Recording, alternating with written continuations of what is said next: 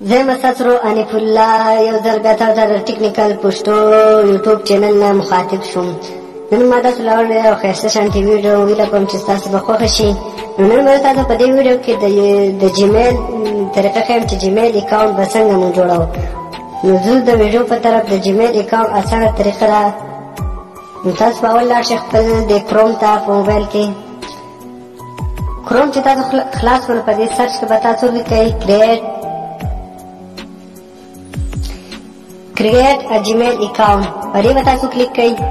کله چې تاسو په دې باندې کلیک کړئ نو تاسو ته وایي انټرفیس راشي. نو په دې کې به تاسو create a Gmail account باندې کلیک واخلئ. کله چې دا تاسو کلیک کړئ نو لکه ته به راشئ بیا create an account. په دې به تاسو کلیک کړئ. کله چې تاسو په دې کلیک کړئ نو تاسو ته وایي انټرفیس راشي. په دې کې به تاسو add account to device باندې کلیک کړئ. کله چې تاسو په دې کلیک کړئ نو تاسو ته لږ لوډینګ کوي. زموږ پر پاسورډ لستاسو پر پاسورډ مې تاسو وایي دغه نه راځي. نو کله چې دا لوډینګ وکړي نو تاسو ته به داسې انټرفیس راشي. کله چې داسې انټرفیس تاسو ته راغی نو تاسو به کریټ اکاونټ باندې کلیک کوئ.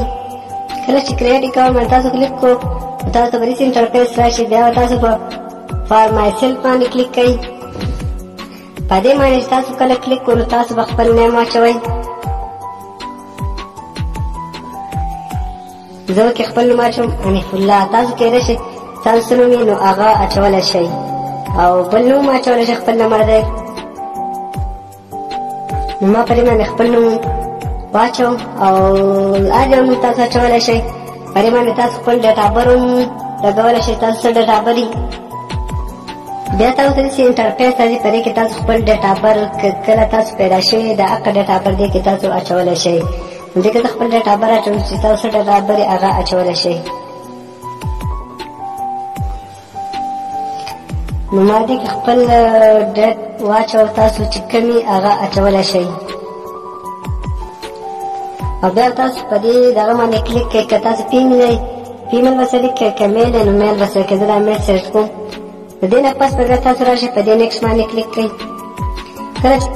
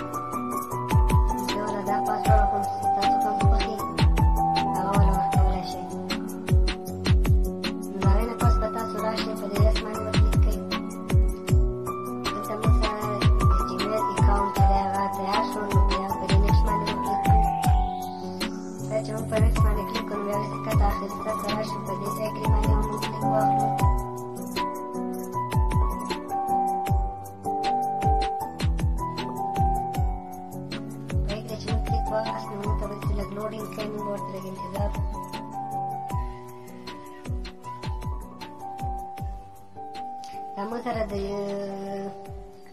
جیمیل اکاونټ چې دی هغه تیار شو. نو کله چې داسې انټرفیس تاسو ته راغی نو تاسو بیک سایډ ته لاړ شئ. نو ستاسو جیمیل اکاونټ چې دی هغه تیار شو. بیا به تاسو راشئ خپل پلی سټور ته. پلی سټور ته چې خپل تاسو مخکینی آی ډي وه نو داسې انټرفیس به تاسو راشي. که داسې نه وه مخکینی آی ډي نه وه نو بیا تاسو ساده انټرفیس راشي. په هغې کې خپل جیمیل سرچ کړئ. ما سره زړه وه نو دا انټرفیس مې کلیک کړو.